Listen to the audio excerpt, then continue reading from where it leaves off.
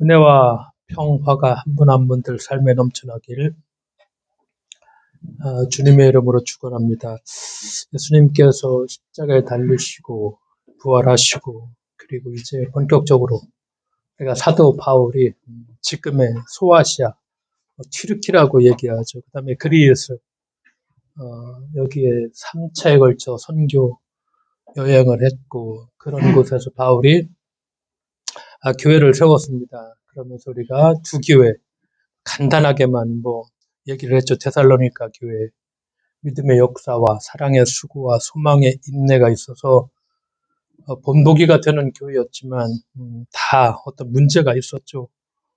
데살로니가 교회는 임박한 종말로 그래서 일손을 다 놓아버리고 그러니까 사도 바울이 일하기 싫거든 먹지도 말라 이렇게 말씀하면서 신앙의 삶이라는 것이 범사에 감사하고 쉬지 말고 기도하고 항상 기뻐하라 이 말씀을 데살로니가 교인들에게 주고 있고 한 주 쉬고 저저번 주죠. 갈라디아의 교회 여기는 사도 바울이 아주 막 강력하게 다른 복음을 전할 그런 사람들에게 저주를 받아도 된다. 아주 날카로운 독서를 날리고 있죠. 하나님 안에서 모두 형제가 됐고 평등한 이런 공동체가 되었는데 유대 그리스도인들을 중심으로 다시 어떤 선민의식, 교회에서도 이방인과 선민은 당연히 갈라져야 되고 이렇게 복음을 변질시키고 왜곡시키니까 이런 사람들을 향해서 다른 복음, 이건 용납할 수가 없다. 차별하고 배제하고 증오를 불러일으키는 이런 복음, 이런 다른 복음은 이런 걸 만약에 전하게 된다면은 그런 사람들은 저주를 받아라. 한 번이 아니라 두 번씩 사도 바울이 그렇게 비판을 하고 있죠. 고린도 교회인데 오늘은 한 두세 번에 걸쳐 이 고린도 교회를 좀 말씀을 드리려고 하는데 어떻게 보면은 뭐라고 할까? 황당한 교회라고 할까? 우리가 고린도 교회는 참 많이 들어보았을 것입니다. 황당한 교회라고 하지만 잘 이렇게 뜯어보면은 어쩌면은 모든 현대 교회의 축소판이 이 고린도 교회가 아닐까. 우리가 고린도 교회는 특별하다? 특별하지 않다는 것입니다. 왜냐하면 오늘날도 많은 교회들이 고린도 교회와 비슷하다는 것이죠. 황당한 사건들이 막 속출해서 일어나니까 도대체 이런 공동체를 교회라고 부를 수 있는가 이렇게 의심이 될 정도로 이런 교회가 바로 고린도 교회였죠. 우리가 고린도 전서를 쭉쭉 읽어보면은 고린도 교회의 모습이 하나씩 둘씩 잘 드러나죠. 교인들 가운데 어떤 사람은 주변 사람들을 의식하지 않고 막 싸움닭처럼 목소리 높여 막 언쟁을 합니다. 왜냐? 내가 그리스도 때문에 자유를 얻었다. 근데 누구도 그러니까 자기 삶에 끼어들거나 참견하지 말라고 주장하죠. 내 맘대로 내가 하는데 니들이 웬 상관이냐 이런 식입니다. 어떤 사람들은 우리가 고린도전서에 보면은 초신자들 앞에서 이방인의 제사 때 사용한 신전 음식, 로마에 신전이 많이 있었으니까 신전 음식을 꺼리낌 없이 막 먹어대죠. 그러면서 이것이야말로 이제 복음의 자유다. 예전에는 이거 먹었으면 안 됐지만 이제 우리가 그리스도 안에서 자유를 얻었으니까 이거 마음대로 먹어야 된다. 이게 옳은 것이다. 이렇게 얘기를 합니다. 어떤 여자들은 회당에서 머리에 수건 쓰고 조용히 있는 것은 구시대적인 것이니 그럴 필요가 없다고 또 옆 사람에게 그렇게 안 하는 사람에게 말하기도 하고 그다음에 이제 말씀이 끝나고 말씀을 나누죠. 예배가. 그다음에 이제 공동 식사라는 것이죠. 주의 만찬이죠. 시끄러운 소리가 끊이질 않습니다. 왜 같이 모여서 식사 시간을 갖는지 도대체 이해가 안 된다는 것이죠. 이 식탁이라는 것이 서로 배려하는 식탁 공동체가 대적 이렇게 모여 있는데 그래서 각자 음식을 가져왔습니다. 가져와서 펼쳐서 이제 놓고서 먹는데 문제는 부자교인들은 너무 많이 가져왔죠. 너무 많이 먹고 마셔서 코가 삐뚤어지게 막 취해서 막 주절거리고 있습니다. 근데 또 한쪽에서는 그림의 떡인 양 음식 앞에서 손가락만 빨고 꼬르륵 소리를 내며 집에 돌아가는 사람들이 생겨났습니다. 가난한 사람들입니다. 이 식탁의 공동체 속에서 이렇게 극명하게 부자와 가난한 사람, 이 공동 식사 자리에서 이게 드러납니다. 고린도전서를 읽어보면 더 심각한 일도 있죠. 어떤 남자 교인이 자기 새엄마 계모와 잠자리를 같이 했다는 그런 스캔들이 들리죠. 또 어떤 사람들은 짐승과 교합하는 교인도 있다는 그런 소리마저 들리는 게 고린도 전서입니다. 읽어보면은. 근데 그런 사람들은 당당해, 당사자들은. 그러면서 하는 말이, 나는 영적으로 성숙했다. 아무 문제가 안 된다. 높은 수준의 영적 단계에 올라오면은 이런 걸 다 이해하게 될 것이라며 오히려 문제 삼는 사람들을 타박하고 있죠. 너희들이 몰라서 그런 식이라는 말투죠. 그러면서 오늘 본문에 읽은 것처럼 고린도 교회 파벌로 골치가 아픕니다. 제각기 나는 바울파다. 그렇죠. 읽은 것처럼 나는 아볼로파다. 나는 베드로파다. 무리지어 다니면서 뒤에서 험담하고 또 이도저도 아닌 사람들은 나는 오직 그리스도에게 속한 사람이라면서 자기들만이 옳다. 그러면서 교회 전체를 매도하죠. 우리만이 진정한 교인이라는 그런 식으로. 그 다음에 또 고린도전서 읽어보면은 은사 문제죠. 영적인 은사에 대한 혼란이 막 있었죠. 은사가 신령한 것이고 아주 저급한 것이 있다. 너희들이 높은 단계의 은사, 그러니까 신령한 은사를 체험하지 않았으면은 말도 꺼내지 마라.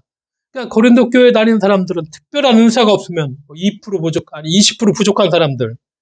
세속에서 아직 너희들이 벗어나지 못한 그런 사람들이니까 잠만 말고 뭐 조용히 있어야 된다. 고린도전서에 다 나오는 내용들입니다. 1장 1절서부터 읽어보면은 이런 내용들이 다 나오는 내용들이고 이런 문제들을 고린도 교회가 다 안고 있었죠.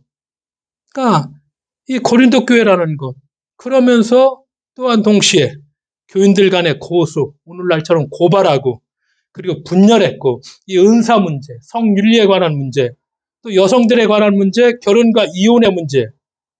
그러니까 2000년 전에 이게 고린도 교회 모습인데 2000년 전에 이 모습들이 오늘날 21세기 오늘의 교회에서도 정말 빈번하게 수시로 발견되는 그런 문제들이죠. 그러니까 교회가 수천 년이 지나도 고린도 교회의 모습이나 2000년이 지난 현대 교회 모습이나 이렇게 다른 것이 없다. 그러니까 원래 교회가 가망이 없는 곳인가? 충분히 그럴 생각을 할 만하죠. 왜? 2000년 전에 그렇게 발견된 모습들이 현대에도 똑같이 물론 양상은 조금 다르지만 이런 모습들이 다 발견이 되니까 교회가 그런 것인가? 근데 우리가 또 이런 생각을 해볼 수도 있죠. 조금 다른 판단도 할 수 있죠. 고린도 교회 바울이 해결책을 제시해 주죠. 그래서 그 해결책을 교회가 잘 받아들여 가지고서 그 해결책을 잘 적용하면은 이런 고린도 교회 문제들을 충분히 해결할 수 있는 그런 역량을 우리가 갖고 있다면은 교회가 새로운 어떤 뭐라고 할까 등대라고 할까 새로운 어떤 교회로서 역할을 다 감당해낸다고 할까 그러면은 우리가 과연 그럴 만한 어떤 준비, 그럴 만한 성숙한 그런 우리 신앙이 그런 정도의 사람들인가 우리가 이것을 한번 생각을 해 보자는 것입니다. 그러면서 바울의 고언을 진지하게 새겨 듣고 실천하고 왜냐하면 이 교회를 다니더라도 사람들이 잘 안 바뀝니다. 평생 안 바뀌죠. 오히려 고집만 더 뭐라고 할까 뭐 세진다고 할까 뭐 교회에서 뭐 우리가 뭐 보통 보면은 뭐 장로 권사 뭐 어떤 권사 장로 될수록 뭐라고 할까 그냥 엉뚱한 자기의 교집 우리가 정말 이 고린도 교회에서 이 많은 모습들을 우리가 다시금 오늘의 시대에 하나하나 발견하게 되면서 우리는 과연 바울이 제시해주는 그런 해결책을 우리가 이 시대에 우리가 뭐라고 할까 실천할 수 있을까? 그런 역량을 가지고 있을까? 우리는 그걸 누구에게 묻지 말고 스스로에게 그냥 맨날 싸잡아서 뭐 다른 사람 얘기하는데 나에게 한번 내가 그럴 정도 역량을 가지고 신앙의 삶을 살아가는가를 우리가 스스로에게 서로에게 물어볼 수 있는 그런 우리가 되어야만 할 것입니다. 오늘 본문에 교회 분열에 대한 얘기를 먼저 읽고 있죠. 사도 바울이 교회의 패거리 모임이죠. 고린도 교회 이전에도 초대교회가 먼저 있었죠. 특별히 예루살렘 교회. 거기에 무슨 문제가 있었느냐? 분파와 원망의 문제가 있었습니다. 사도행전을 읽어보면은 초대교회죠. 구제하는 문제에 있어서 히브리 과부들이 있었고 헬라 과부들이 있었습니다. 구제한다는 건 빵을 나누어 주는 것입니다. 그런데 아무래도 이제 유대인들이 중심이 됐으니까 히브리 과부들한테 먼저 주었죠. 남는 것으로 헬라파 과부들한테 주니까 빵이 모자라. 헬라파 과부들이 못 받아. 자기는 못 먹는 일이 생겼어. 그러니까 당연히 이제 누가 헬라파 과부들이 히브리파 사람들을 원망하기 시작합니다. 교회 내의 분열이라는 것은 외부의 박해 때문이 아닙니다. 우리가 성경을 이 기독교 역사를 쭉 읽어보면은 오히려 외부의 박해가 심해지면은 오히려 교회는 어떻게 되죠? 내적으로 하나가 되고 결속합니다. 그런데 교회의 분열은 사소한 문제로부터 시작을 합니다. 원망, 참으로 무서운 것이죠. 왜냐? 이 원망이라는 것이 시작되면 그동안 몰랐던 여러 문제와 불만이 크게 보이기 시작합니다. 이게 바로 원망입니다. 그러니까 원망이라는 것도 전염성이 있습니다. 그리고 자기 책임이라는 것을 자기가 아닌 다른 사람에게 다 전가해 하나 만드는 게 원망이죠. 그러니까 원망이라는 것은 한 사람의 속에서 시작을 합니다. 근데 불평은 다른 사람과 그걸 자꾸 어떻게 나누는 일이죠.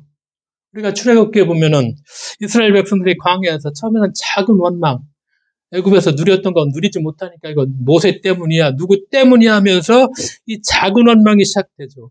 그런데 결국 이 작은 원망이 하나님의 심판을 받고 40년 동안 광야에서 이들이 머물러야 했다. 우리가 출애굽기를 보면은 이 사실을 알 수가 있죠. 근데 초대교회는 이 원망의 문제를 어떻게 해결했는가?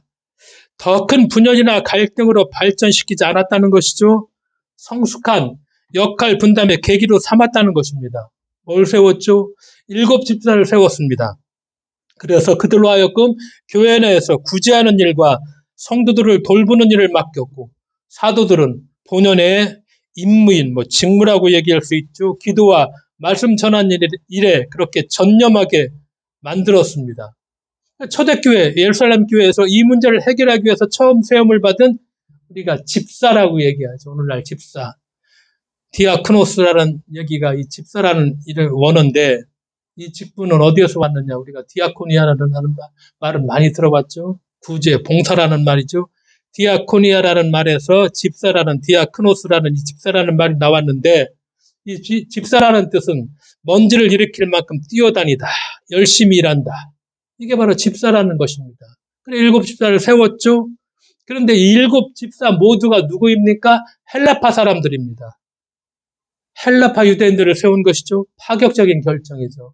히브리파 어떤 기득권을 갖고 있던 히브리파 사람들한테 7집사를 주지 않고 헬라파 사람들로 하여금 7집사를 세웠고 이 원망의 문제를 해결하게 만들었죠. 이 원망이라는 것을 교회 분열이 아닌 건강한 교회를 만드는 계기로 삼았죠. 교회는 사람이 모이는 것이죠. 당연하죠. 저마다의 생각이 있죠. 저마다의 형편이 있습니다.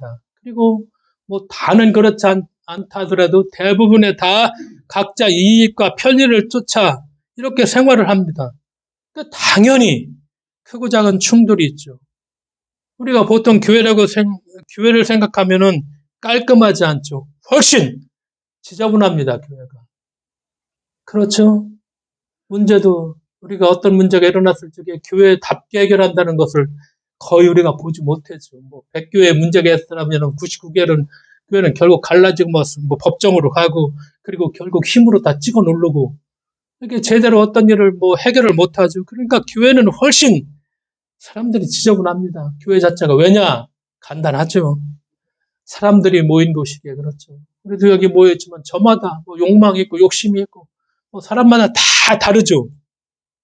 누구든 십자가는 피하고 싶어 합니다. 십자가 없으면 교회가 아니라는 등 얘기하면서 십자가 앞에서 예배를 드리면서 십자가는 다 피하고 싶어 하죠.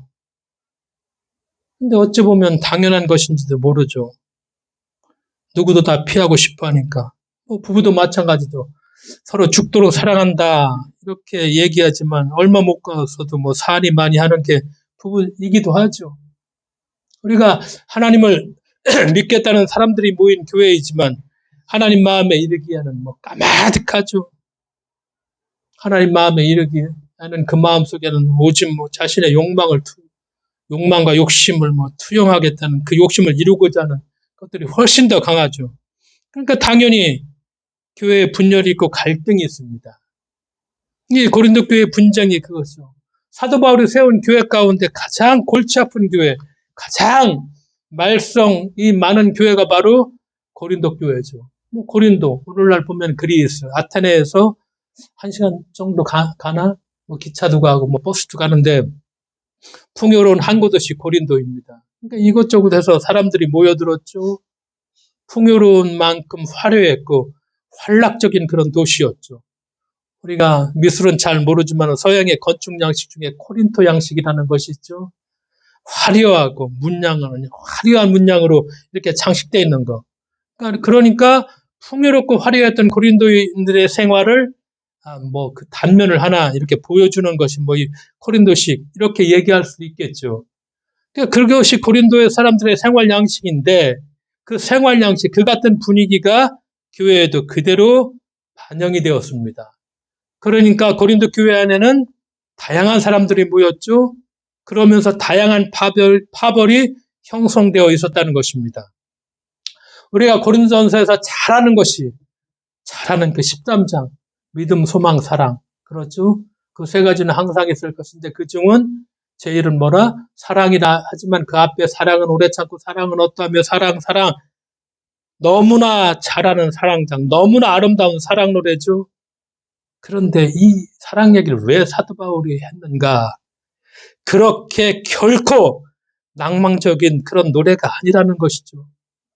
교회 분열이 얼마나 심했으면 혹은 교회 문제가 얼마나 컸으면 결국 사도 바울이 사랑에 대해서 얘기하면서 사랑은 오래 참는 거, 그리고 다양한 의견을 좀 뭐 들어주는 거, 그리고 어떻게 하는 거, 우리가 고린도전서 13장 1절부터 보면은 한 장 전체를 사랑에 대해서 설명하면서 그래서 마지막에 믿음, 소망, 사랑 세 가지가 항상 있지만 그 중에 제일은 사랑이라. 그런데 우리가 이것을 그냥 읽을 적엔 사랑이 이렇게 되구나, 이렇게 하구나 하지만 이렇게 분열도 있었고 이렇게 교회 문제로 시끄러웠으니까 결국 사도 바울이 처방해주는 어떤 약이죠. 사실 사랑장을 읽기 전에 이렇게 심각한 문제가 있었고 이 심각한 문제를 치유하기 위해서 사도 바울이 쓴 뭐라고 할까? 약이라고 할까?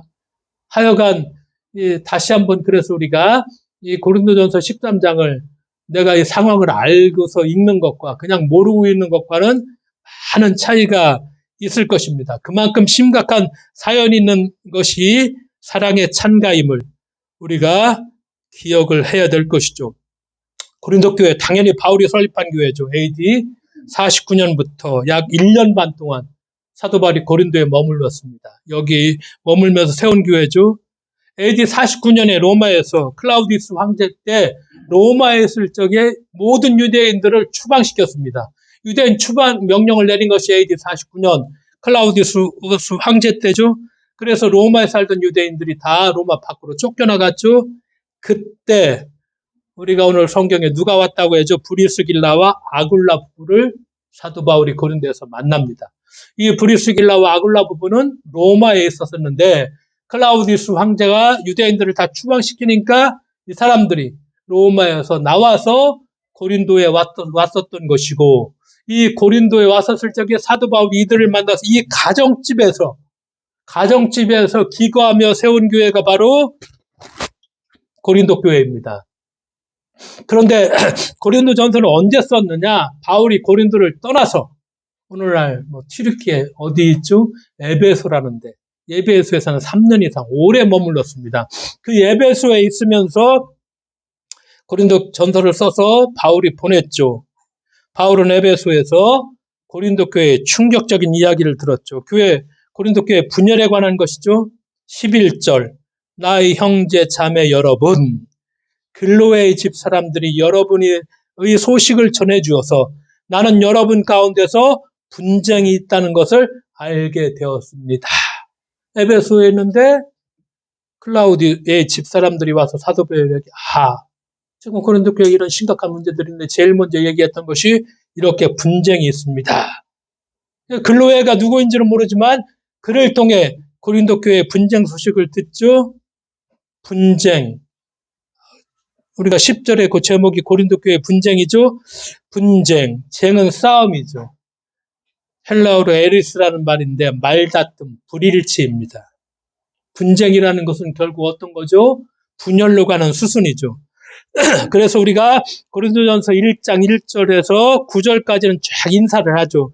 누구누구에게 바울의 인사와 감사를 하고 그러면서 10절 딱 가자마자 9절까지 인사하고 바로 다음에 10절에 이 분쟁의 문제를 사도 바울이 거론합니다. 10절 읽은 것처럼 그런데 형제 자매 여러분 나는 우리 주 예수 그리스도의 이름으로 여러분에게 권면합니다.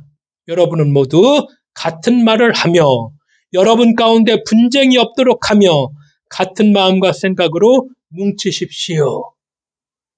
그러니까 많은 문제가 있었는데 제일 큰 문제가 분쟁이라고 생각해서 1절에서 9절까지는 인사하고 감사의 말을 전하면서 바로 10절에 여러분 나는 권면합니다. 여러분 그래서 같은 말을 하고 분쟁이 없도록 하고 분열이 없도록 하고 같은 마음과 생각으로 뭉쳐달라. 인사말 다음에 사도 바울이 처음부터 강력하게 권고합니다. 여러분 하면서 같은 말을 하고 분열이 없도록 하고 같은 마음과 생각으로 뭉쳐달라며 간곡히 교회의 하나됨을 호소하죠. 우리가 고린도전서를 쭉 읽어보면은 하나가 된다는 것이 회개라는 결코 아니죠. 조화를 얘기합니다. 나중에 한 번 더 얘기하지만 지체의 몸을 조화를 얘기하는 그 하나됨이지 그냥 뭐 똑같은 걸로 하나 되는 것이 아니라 조화를 전제로 한 하나됨, 하나가 돼 주십시오. 그러면서 구체적인 분열의 내용을 12절에서 얘기하죠. 다름이 아니라 여러분은 저마다 말하기를 나는 바울 편이다. 나는 아볼로 편이다. 나는 게바 편이다. 나는 그리스도 편이다. 그 사도들 그렇죠. 그리스도의 이름을 따라 분열된 것이죠. 사람의 이름을 따라서 어쩌다 이런 일이 생겼을까. 얘기한 것처럼 바울이 고린도 교회를 설립했죠. 그런데 바울이 떠나서 에베소로 갔죠. 그 다음에 목회자로 누가 왔죠? 아볼로가 왔습니다. 아볼로가 고린도 교회에서 목회했죠. 아볼로 알렉산드리아 출신입니다. 알렉산드리아 대단한 도시입니다. 학식이 있고 성경을 잘 풀어 해석할 뿐만 아니라 말을 잘하는 사람으로 아볼로는 유대인입니다. 아볼로는 탁월한 수학적인 언변으로 많은 고린도 교인들에게 영향을 끼쳤을 것입니다. 그런데 성경에 보면은 아볼로는 그를 따르는 추종자들과 거리를 두고 있는 것으로 보입니다. 왜냐? 바울이 끊임없이 아볼로를 신뢰합니다. 고린도전서 3장 5절 이하에 보니까 그렇다면 아볼로는 무엇이고 바울은 무엇입니까? 아볼로와 나는 여러분을 믿게 한 일꾼들이며 주님께서 우리에게 각각 맡겨주신 대로 일하였을 뿐입니다. 나는 심고 아볼로는 물을 주었습니다. 그러나 하나님께서 자라게 하셨습니다. 그러므로 심는 사람이나 물 주는 사람은 아무것도 아니요 자라게 하시는 분은 하나님이십니다. 심는 사람과 물 주는 사람은 하나이며 그들은 각각 수고한 만큼 자기의 삭슬을 받을 것입니다. 우리는 하나님의 동역자요. 여러분은 하나님의 밭이며 하나님의 건물입니다. 아볼로가 왔죠. 두 번째 목회자로. 그러니까 바울과 아볼로는 문제가 없죠. 그렇게 얘기하죠, 바울이. 그런데 사람들, 고린도 교인들이 이렇게 분쟁을 만들었죠. 분쟁을 만들었고 분열이 되어 있죠. 아볼로. 그 다음에 게바파를 얘기하죠. 게바. 베드로의 이름이죠. 게바라는 건 베드로의 아람어 이름입니다. 예수님 당시에 쓰인 공용어가 아람어입니다. 보통 시리아 말이라고 이해를 하면 됩니다. 아랍어하고는 좀 다른데 아람어입니다. 이 말을 다 예수님도 아람어를 썼고 예수님 당시에는 다 이 아람어를 썼습니다. 베드로는 헬라식 이름이죠. 둘 다 뜻은 바위라는 뜻이죠. 베드로가. 근데 베드로가 고린도에 왔다는 이야기는 성서 안에 전혀 나오지 않죠. 근데 이제 베드로라는 어떤 이름에 예루살렘 교회의 수장이죠. 베드로에 대해서 뭐 교인들은 당연히 알고 있었겠죠. 근데 이제 게바파가 그러면 어떻게 생겨났을까? 그러니까 사도행전에 보면 AD 44년경 베드로는 헤롯 아그리파 1세 왕의 핍백 때 이스라엘, 그러니까 지금의 팔레스타인을 조금 떠나서 수리아죠, 시리아 지역에 가서 흩어진 유대인들에게 복음을 전했습니다. 이것이 사도행전 12장 17절에 나와 있죠. 그러니까 지금의 시리아 지역, 수리아 지역에서 베드로의 선교 사역을 통해서 변화된, 흩어졌던 그다음 유대인들이 고린도에 모이게 되었을 때에 형성된 분파가 이 개바파였습니다. 그러니까 개바파의 구성은 당연히 유대 그리스도인들이 중심이 됐을 것이고, 이분들은 이방의 역할, 이방적이라기보다는 유대교의 관습을 지키려고 하는 상당히 보수적인 유대계 그리스도인들, 이게 개바파입니다. 나는 개바파다. 그것도 뭐라고 얘기합니까? 그리고 그리스도파다. 바울파도 아니고 아볼로파도 아니고 개바파도 아니고. 그러니까 이런저런 파에 속하지 않은 사람들이 모인 그룹, 오늘날로 말하면 뭐라고 할 수 있죠? 뭐 독립교단 정도 되겠죠. 우리가 진짜 옳다는 독립교단 정도. 그러니까 이렇게 사람들이 모여서 사람의 중심이 되니까 이런 분파가 생긴다는 것이죠. 그러니까 우리가 고린도 교회 네 파가 있죠. 그러면은 복음이 넷인가. 여기서 좀 잊지 말고 꼭 우리가 기억해야 될 것. 복음이라는 것이 복음을 전하는 사람에 따라 달라지는가. 복음을 전하는 메신저, 사람이죠. 사람이 중요한 것이 아니라 복음 자체, 메시지가 중요하죠. 정말 중요한 것은 이 복음인데 우리가 사람을 볼 때가 너무나 많다는 것이죠. 그러니까 가르치는 달을 안 보고 가르치는 손가락만 보죠. 당나라 고승 해능선사의 결리망월이죠. 달을 보라고 했지만 달을 가리키는 손가락만 보고, 그래서 달은 잊어버리고만은, 예수님이 말씀하시죠. 공중의 새를 보라. 공중의 새를 봐야 돼. 근데 보라는 새는 보지 않고 가리키고 있는 주님의 손만 보고 있어. 야, 그래 백합화가 어떻게 자라는 거 보라. 그럼 백합화를 봐야 되는데 그건 안 보고 주님의 손만 보고 있어. 그러니까 어떤 의미에서 우리의 신앙이 다 그냥 예수 쳐다보기입니다. 왜냐? 예수님이 준 가르치면 정말 관심이 없어. 아는 것도 하나도 없고. 교회 문제가 있어. 처음에 올 적이 교리적인 공부부터 시켜요. 사형이 딱 데려다 놓고서 너 죄인이야. 너 어떻게 하면 구원받을 수 있어? 네가 죄가 많으니까 예수 믿어야 돼. 믿음으로 의롭게 돼. 그래 너 천국 가. 이것만 아주 막 반복적으로 가르쳐 줍니다. 생생한 예수는 생각도 못해. 그런 교리적인 틀이 나를 꽉 채워버려. 그러면 그런 교리적인 틀로 모든 걸 보기 시작해. 거기에서 못 벗어나. 아, 예수가 이랬어. 복음서 한번 보자. 야, 2000년대 시대에 이게 이 모습이야. 근데 예수는 이렇게 어떻게 우리가 보는 것처럼 죄인들하고 같이 어울려. 같이 식사하셔. 그 시대에 다 이렇게 신분 관습을 철저하게 나누어져 있는데 아니래. 예수는 하나라고 그래. 이런 생생한 모습을 먼저 가르쳐 주고 와야 되는데 우리는 그냥 제가 생각해 보니까 먼저 가르치는 것이 너 죄인이야. 그냥 이게 입에 발려 있어. 장로가 돼서 기도하는 것들 그것부터 시작해. 우리가 죄인인데 우리가 왜 죄인인가요? 이건 아우구스티누스가 말한 원죄론부터 시작하는 거예요. 원죄론을 먼저 아우구스티누스가 꺼내버렸어. 사도 바울의 이야기를 읽고 그냥 모두가 죄인이야. 그러니까 이게 머릿속에 아주 박혀 있어. 다 죄인이야 그냥. 그거부터 시작해서 그것으로 끝나버려 그냥. 근데 예수는 봐. 우리가 죄인이라고 예수가 우리한테 얘기해. 가늠하다, 예를 들어 딴 얘기 내가 좀 새는 것 같은데 율법에 예수님께 이 여자를 어떻게 하라고 해요? 돌로 치는 죄를 좀 보아서. 근데 예수는 뭐라고 해요? 뭐라고 하죠? 가라. 나도 너를 어떻게 죄인이라고 정죄하지 않겠다. 근데 우리는 이 죄인이란 것만 가르쳐갖고 그냥 처음부터 끝까지 죄인 얘기만 하고 있어 그냥. 죄인 얘기만 하고 있어 그냥. 근데 예수는 어떻게 해요? 예수가 죄인들을 만날 적에 한번 봐요. 너 죄 졌으니까 너 가서 어떻게 얘기하죠? 부자에게는 너 팔아서 가난한 사람에게 줘. 그리고 나 따라와.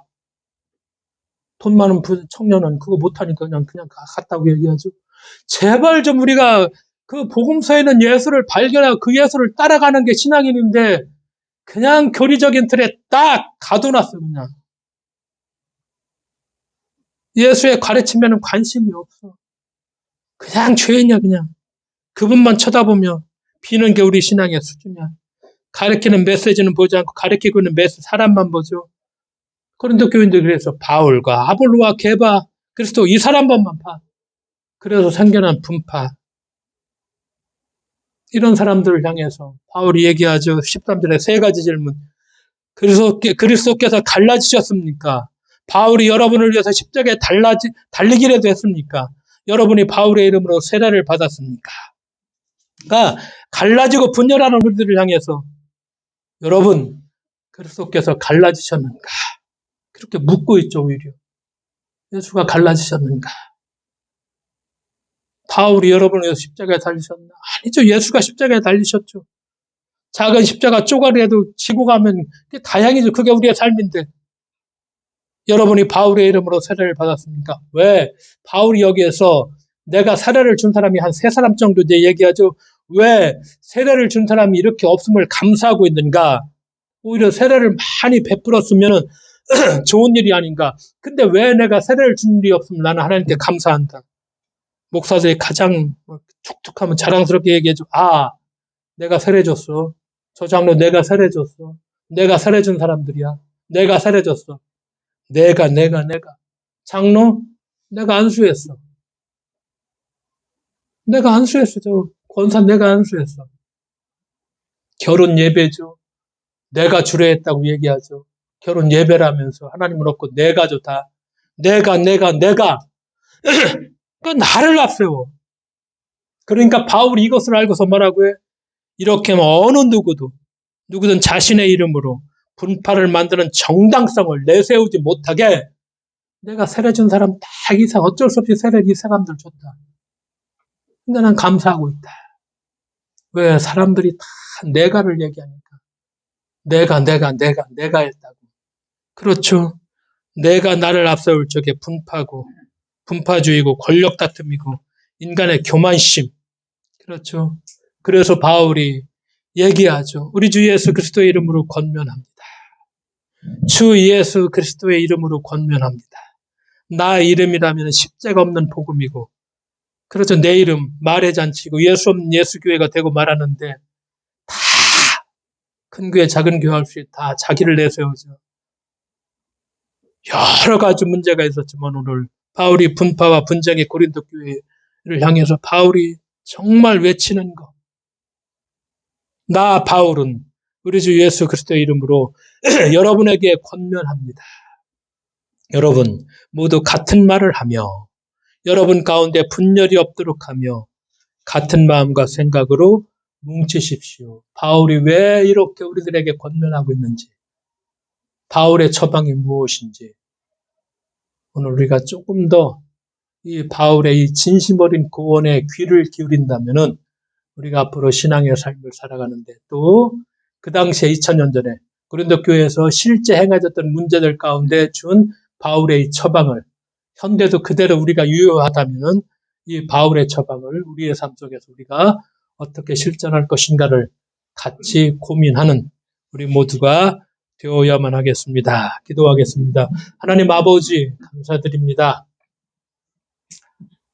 우리가 사회가 어떻고 또 이 나라가 어떠하다 할지라도 우리는 말씀에 바르게 서서 분별력을 갖고 주께서 걸어가신 그 길을 뚜벅뚜벅 걸어갈 수 있도록 주님 동행해 주실 것을 믿으며 예수님의 이름으로 기도드리옵나이다. 아멘.